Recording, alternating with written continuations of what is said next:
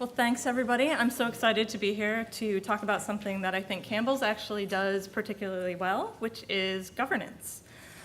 When I started in my position as Marketing Content Platforms Manager at Campbell's last August, my manager at the interview was very clear to explain to me that the system was currently midway through being rolled out to Campbell's 12 separate business units. It might not be set up how I would have liked it. I may not agree with all the decisions that had been made up until that point, but there was no going back now. The ship had sailed. My job was to take the system as is and sell it. I was actually pretty excited about that. I basically formed my career doing just that up to that point. Here's this system we bought. It's kind of a mess. See what you can do to clean it up and get people to use it. So I convinced them that I was the right woman for the job, and I was brought on board. As the Marketing Content Platforms Manager, I work on the marketing technology team, and I oversee both the DAM system and Blue, which is our workflow tool for packaging design.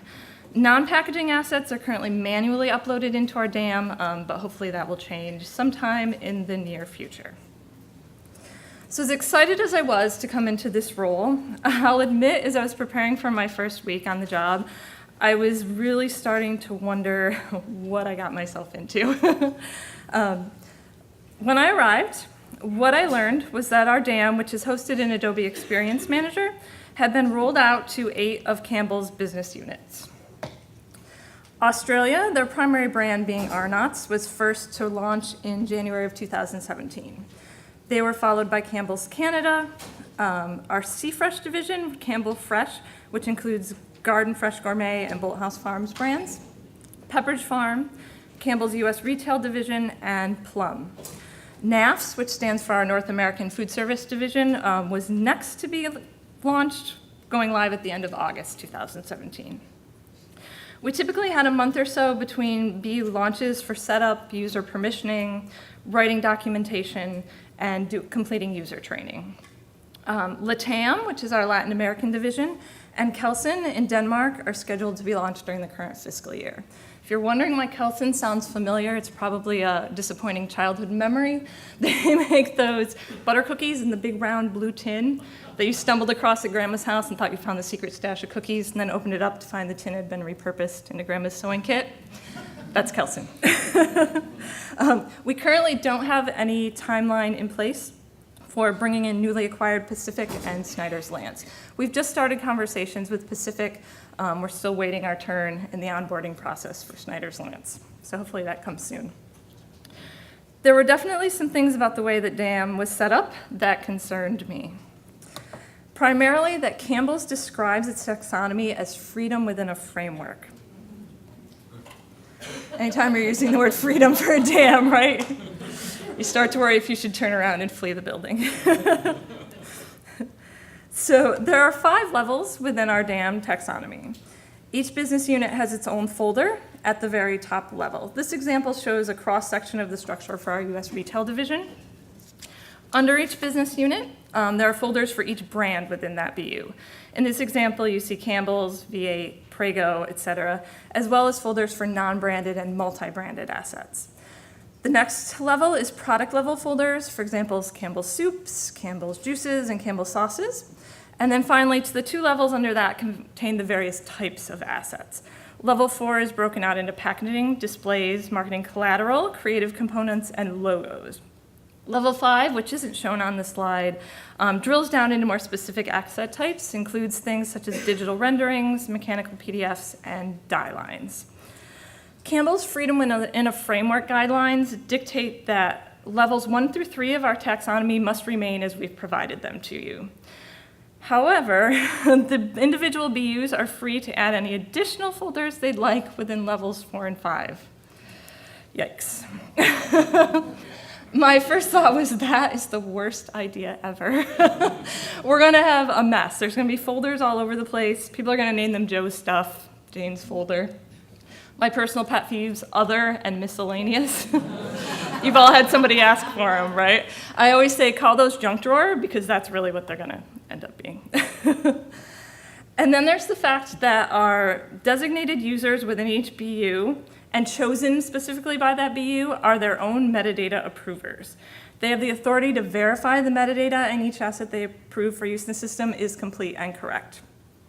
Really requires me to have a high level of trust in their level of accuracy and diligency.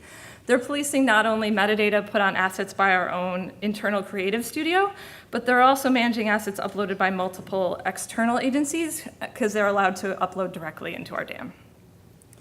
Not only did the BUs get to decide on their own depth of legacy data as well, but they were also able to set their own timelines for uploading any legacy data. So one BU might decide to upload a year of historical assets within a 6-month time frame that they'd set for themselves. Another might decide not to upload any legacy data at all, or others may just decide to do a one-off as legacy assets are needed. But when I actually opened the dam and started looking around, I wasn't that freaked out. It wasn't the Wild West that I really feared I was going to see. The taxonomy was well organized, assets had complete metadata profiles, and the BUs seemed to be uploading legacy assets at what seemed like an appropriate cadence for when they were brought on board. I realized that the reason for the lack of chaos was governance. Campbell's has established well-defined and active governance for its dam. There's a purpose statement, as you see here on this slide, a charter, and bylaws. The charter clearly states the scope of the project and clarifies the role definitions for everyone involved in the project. The Governance Council is made up of voting representatives from all of the business units who are active in the dam, as well as other key stakeholders. Those include legal, records management, IT, creative studios, and corporate archives. They don't necessarily directly handle assets, but they still have a vested interest in the success and proper management of the system. Council members hold a variety of positions within the company, including marketing coordinators, IT managers, production artists, marketing directors, and project managers.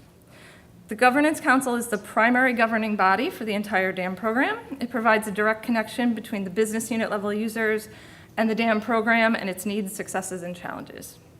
It maintains oversight of the dam to ensure ongoing compliance across all the business units and alignment with enterprise business goals. Governance Council meetings were originally held bi-weekly, but we've recently moved to a monthly cadence as we found we generally have fewer action items as we move from launching to maintaining this system. We adjust our meeting times on an ongoing basis to accommodate all of the time zones, and we've recently started sending out doodle polls a couple of weeks before we schedule each meeting to see what days and times work for the majority of our council members. Luckily for us, our Australia division all seem to be early morning people, which makes scheduling a whole lot easier. Meetings are scheduled for 1 hour, but if we get through the agenda quicker, we will end the meeting early and give everyone the time back. We send out the meeting agendas 1 week in advance, and council members are expected to have reviewed the agenda, completed any specific pre-work, and arrive at the meeting fully prepared to participate in the discussion and vote. If a council member is unable to attend, they have the option to either submit their votes and comments ahead of time to me via email, or they can send a representative to the meeting to speak and vote on their behalf. Each business unit and additional stakeholder group is allotted 1 vote. A simple majority rules. Not all agenda topics require a vote. We also use the meetings for discussion and knowledge sharing among the different business units. Council members can submit and present their own agenda topics. One recent example is we had one of our representatives wanted to hear from the other members how their users were handling the influx of automated emails coming out of the system that were generated by workflows, because that was something his users were struggling with. He was able to gather ideas and potential solutions from the discussion with the group that he could take back to his business unit. We take roll call at the beginning of the meetings. If we don't have a quorum or we don't feel we have the proper representation for that meeting's agenda topics, we will postpone and reschedule. We have a designated timekeeper who makes sure we stick to the timeframes that were preset in the agenda for each topic, and all of our meeting minutes are recorded. All decisions made through council votes are also recorded in a decision tracker document that contains a record of the final decision, alternate options we discussed, and everyone who voted in agreement of the final decision. The agendas, meeting minutes, decision tracker, along with all of the rest of our governance documentation is stored on a SharePoint site that's open and can be accessed and reviewed by council members or any other DAM user at any time. Occasionally, sub-council work groups are formed around specific major decisions. That's to ensure we have additional due diligence conducted, as well as to relieve time and workload on the main governance council. In the initial stages of our project, we formed work groups around metadata and the integration of AEM in Blue. Any active work groups are required to report on their progress to the governance council at each meeting. So Campbell's governance has all of the key components needed for its success. A purpose statement, bylaws, charter. We've clearly defined the roles and expectations for our active council members, and we meet and communicate with them regularly. We keep ongoing documentation that is available for anyone to review at any time. So you might be wondering, what do I do? If the dam is ruled by a governance council, what need is there for an individual dam manager? Well, as the content platforms manager, I play a leading role in the dam governance. I schedule the council meetings, I set the agendas, and I run the meetings. I ensure that the members of the council regularly attend and participate, and I arrange for the installation of new members or replacement of existing members when needed to make sure everyone is properly represented. If necessary, I can escalate to upper management if we have issues with lack of participation from a particular area. Thankfully, I haven't had to do that very often. But how do I feel about the majority rules method of governing a dam? Does it bother me not being able to make all the decisions, call all the shots? It took some getting used to, I will freely admit. In my previous roles managing systems at other companies that lacked in governance, I basically made all the decisions and called all the shots. Of course, I talked with the users, I considered their needs and opinions, but ultimately I was making all of the decisions. To some extent at the time, that seemed right to me. I'm the expert, aren't I? I have a degree in this. I know all the best practices. If they don't like the way I've set things up or the guidelines I've put in place, because they don't know I'm doing this for their own good, this is the right way. But I've quickly learned that having one single system manager unilaterally making all of the decisions isn't really ideal. It's certainly not the best way to get buy-in for your system and have your users feel some sense of ownership in that system. While I may know all the best practices, I'm not in there actively using the system as an end user every day. Yes, best practices are best practices for a reason, certainly, but they don't always work in every situation. You can't force a best practice if it turns out to not be the best solution for your users. I need to trust that my users know what they want and have voted for what's best for them. That being said, I do have a fair amount of control and influence over the process. As I mentioned before, I set the agendas for the meetings. When we're voting, I designate the options we are voting on. I give an A and a B option, sometimes a C. Write-in options are not allowed. I present the pros and cons for each option, and I try to remain as neutral as possible with that information. A previous vote, as you see in this example, had decided that we were going to change a multi-select metadata field to a free text field. We discovered that we had two options for handling the conversion of that field, and we asked the council to vote on which option they would prefer we take. So this was a slide that was sent out to them ahead of time to read, review, and think about how they were going to vote. I am able to recommend a specific option over the others, but I do try not to do that unless a council member specifically asks me to. And I'll say they don't tend to ask. They all have their own very strong opinions, usually. I don't get a vote, but if there's a tie, I am the one to make the deciding vote. Again, I haven't had to do that yet, but we'll see. Usually the vote goes the way I'm hoping it will, but not always. Changing a multi-select field with a lovely controlled vocabulary to a free text field, for example. Just a random example. In most cases, in the cases where the vote doesn't go my way, I realize that's what the users want. It's what makes their lives easier, it's what will make them happier using the system, and it's what will make them more likely to remain active in it. So I need to go along with what they want. Not all decisions are significant enough to require a vote. In those cases, I don't need to seek approval from the Governance Council, I just need to inform them that I've made a change. Voting is required for major decisions, such as adding or removing a metadata field, adding or removing the required designation from an existing field, or adding or removing a folder from the taxonomy levels 1 through 3. For updates, such as adding a new term to a field that already has a controlled vocabulary, for example, if we get a new brand name, a new product name, or a new flavor, or if I'm updating titles or metadata terms to reflect a business change, I recently had to change creative services to creative studios.